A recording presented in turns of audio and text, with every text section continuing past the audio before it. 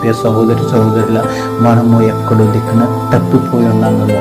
ఈరోజు నేను ఏ పాపం చేయట్లేదు, దేనిని చూడట్లేదు, నేనేమి చేయట్లేదు కదా అనుకోవచ్చేమో. కేవలం నీ నోటి ద్వారా వచ్చే మాట ద్వారా కూడా నువ్వు దేవుడి ప్రేమ నుండి, దేవుడి నుండి దూరం అయిపోతున్నావు అని దేవుడు వాక్యం సెలవిస్తుంది. ఇదిగో నీ చూపు ద్వారా నువ్వు అపవిత్రపరచబడుతున్నావు, ఇదిగో నీ దేహము కలుగుతున్న ఈ కోరికల ద్వారా నువ్వు అపవిత్రపరచబడుతున్నావు అని దేవుడు వాక్యము కూడా ఎలా దేవుడు మాట్లాడుచున్నాడు నీతో.